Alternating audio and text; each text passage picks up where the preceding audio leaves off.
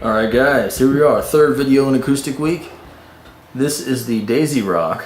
I cannot remember the model number to save my life. But it's a very unique looking 3/4 size guitar. Now when I bought it, I stupidly thought it was a full-size guitar. The pictures, I don't know why, made it look like it was. But anyway, it's not. But there's nothing really wrong with it. It's just dirty, it's got some stickers on it. But it is cool looking. Here's the back. Dark orangish amber color. Kind of a strange use of ABS there. Dumb flower inlays, right? But this is a cool guitar overall, and I think it'd be a lot of fun.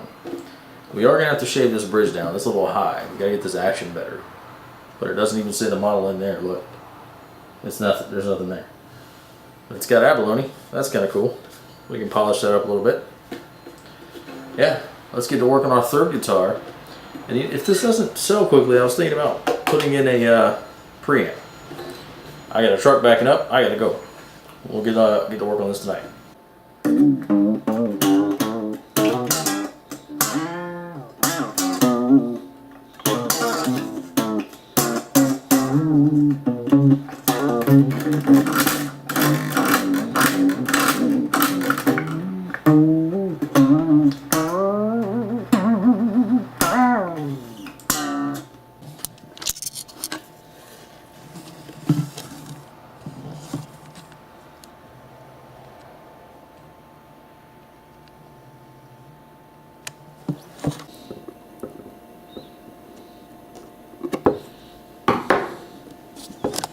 So my guess is, this crazy gap is in the bridge. My guess is these little inlays are hiding screws, as they so often do. So I'm going to have to drill those out. Hooray.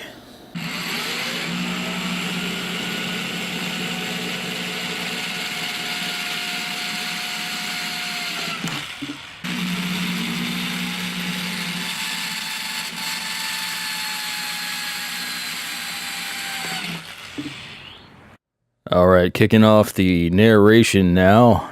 So, using the back of the drill bit that we just drilled these holes with, I am just moving it around to break the glue on the inlay and hopefully snap it out of the bridge. So that one came out okay. The other one was a little bit more difficult. Whatever doesn't come out, you can usually get out with a razor blade later on. Like that. Now these bolts that went through the bridge were a lot of fun to try to get out, because due to the small inside width of the guitar, it's really hard to get my hand in there. But they did come out, and then we had to steam the bridge off, which you've seen me steam rosewood parts off before, just using a iron that can make steam. And working a knife, like a palette knife or something, up underneath the bridge is optimal.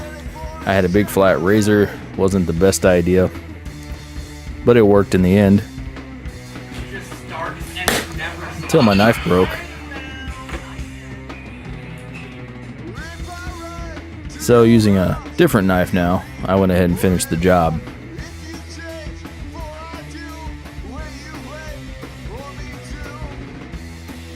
Once all that glue is loose, the bridge will peel right off.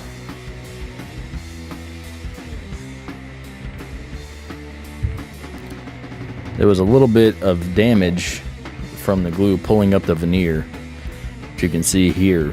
So the first thing we'll have to do is glue that veneer back down. We want as strong a bond as possible when we go to glue the bridge back on. And I just used tight bond for that.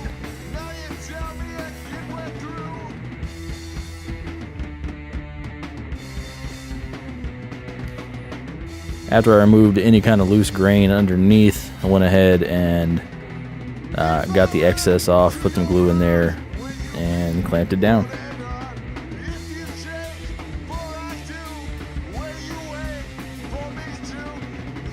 It's also very difficult to clamp this guitar because, again, its body is just too wide for my C-clamps, and too narrow to use my C-clamps inside. So it's quite difficult. I could get one in there, but I knew I would have to get creative to clamp the bridge down later on. So I'm scraping all the glue off, and curiously, they left a lot of lacquer underneath the bridge. So there's almost a 1/4 inch around the edge of the back of the bridge, and about a 1/16 around the front where they let the lacquer bleed under. So you can see that line. I ended up scraping up to that line so we'd have a better bond for the bridge. And then you have to do the same thing on the bridge, which I went ahead and scraped the glue off. I didn't realize how much sanding I would have to do later on, that I really didn't need to do this scraping step because the glue was going to come off with the sandpaper anyway. But the big problem with this bridge is it was shaped different than the top, so it did not have a strong glue bond. So it took a couple hours to actually get this to be absolutely flush with the top. Just sanding it and sanding it and sanding it.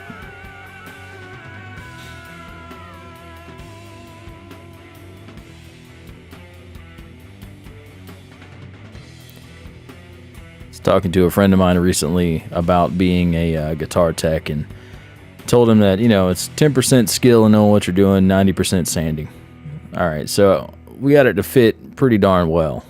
See how much of a tighter fit that is in that original gap. So, got our glue down, got it all spread out. I did put glue on the back of the bridge as well. I don't mind squeeze out. I would rather have full coverage, and some squeeze out to deal with than possibly not have enough coverage and then not deal with squeeze out. So it was easy to line up because of the 2 bolts that were in there. And then made a little clamping caul out of a piece of wood and some foam to help press down the sides of the bridge. And you can see how I had to kind of creatively clamp this thing because it's such a weird shaped thickness guitar. So using 5 clamps and that board to hold down the end of the bridge seemed to work out fine.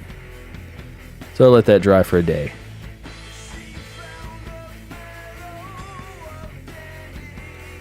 Got everything off. Take a look at the bridge after we get our caul off here. Made a really, really solid connection. I was very, very happy with the end product. It was a much more solid connection than before. So I had a little bit of glue to scrape off, but very, very tight to the top of the body, as it should be. And now I'm going in using a little rasp to clean up any glue that squeezed its way into the holes. That happens. There's not a lot you can do to prevent it. I guess I could have put some Teflon inserts, but didn't feel the need. And of course, cleaning off the body, getting rid of these weird price stickers from Goodwill.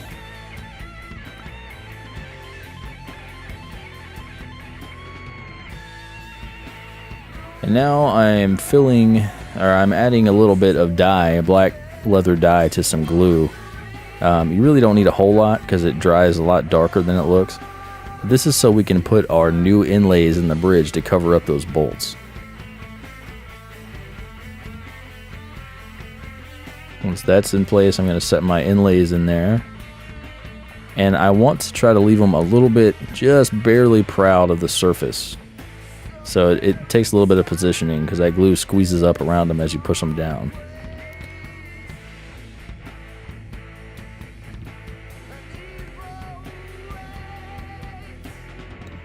And once I get those where I want them, I'm going to let those dry for 24 hours as well while I move on to other stuff. The guitar neck was in pretty good shape, though there were some pencil lines on the fretboard for some reason, so we did a lot of scrubbing and cleaned that off. And we went ahead and polished up the frets a little bit too. I wanted this guitar to look really well, or look really good, but also play very well. Because I had a couple people in mind, my friends who are guitar aficionados, that I figured might want to buy it. And one of them ended up doing that at the time of this narration. Just oiling the frets, we got them all polished with the Dremel.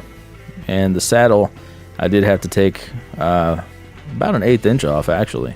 It was pretty high.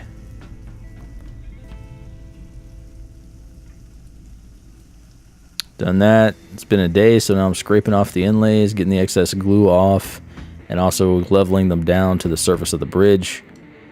and I continue that with some sandpaper as well. So I started, I think I started with 400 and worked my way up all the way to 3,000. And you don't have to go that high, but I wanted to make it look smooth, the top of the bridge, and I wanted to make these inlays look really, really shiny, because I like shiny inlays.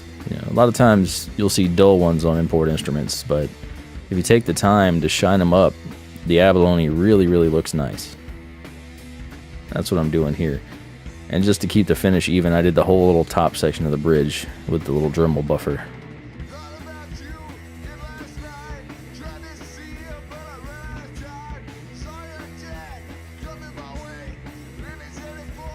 I'm very, very happy with the way these came out. Might be a little hard to translate through this video, but they look very nice and are flush with the surface. Very shiny. That light just reflects off like crazy when you polish them up.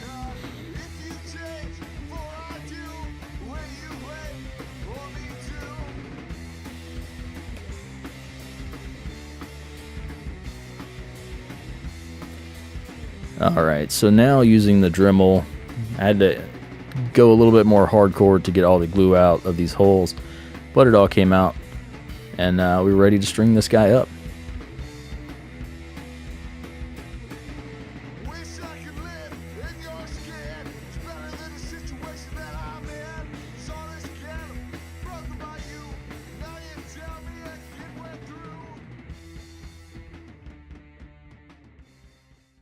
Alright, so our Daisy Rock I think came out great. I'm pretty stoked about it. Actually plays really well now that we shaved down the bridge.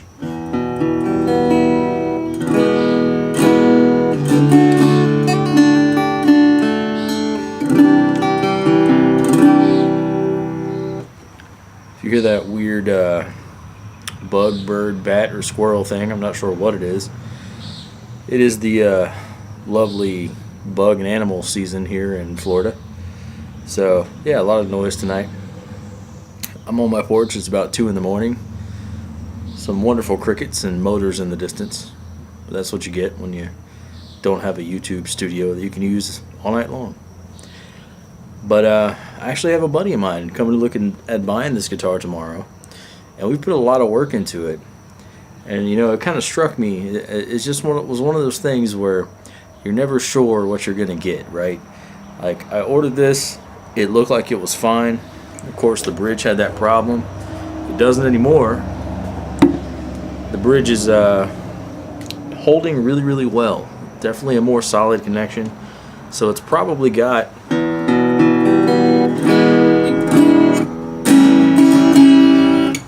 a little more projection than it did before. The little inlays on the bridge came out looking fantastic. I know you probably can't see that very well, but they do the job. They hide those screws and they look nice. And the frets, of course, polished up real nice too. So those look good. This guitar plays way better than it did. I'm pretty stoked about it.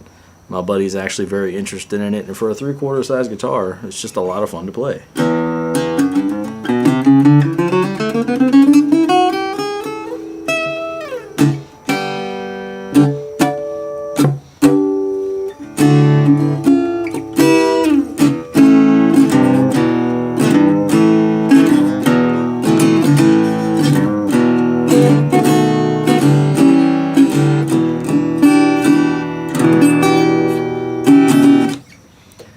So not bad for a 3/4 size Daisy Rock Goodwill guitar. Came out pretty good. I think this is my favorite so far. Well, I will have it listed for sale for $100 if my buddy doesn't buy it in the morning for $80. If you remember, I paid $74 and some change for this guy. So while I'm not making a bunch of money on it, I have made profit on everything else that I was going to use to cover a loss on this, but I don't think I'm going to have to. I think this thing's going to sell itself. So yeah, this was a pretty involved repair, but even with the 50 cents worth of inlays and the $3.50 worth of strings, we would still be making a profit of $80 just by a couple dollars. That's the point. We can gain experience and XP. But thanks for watching, guys, and I really appreciate you supporting the series. Like I said, Acoustic Week may not all take place in the same week, but there'll be a week's worth of videos. Thanks for watching and supporting. I'll see you next time.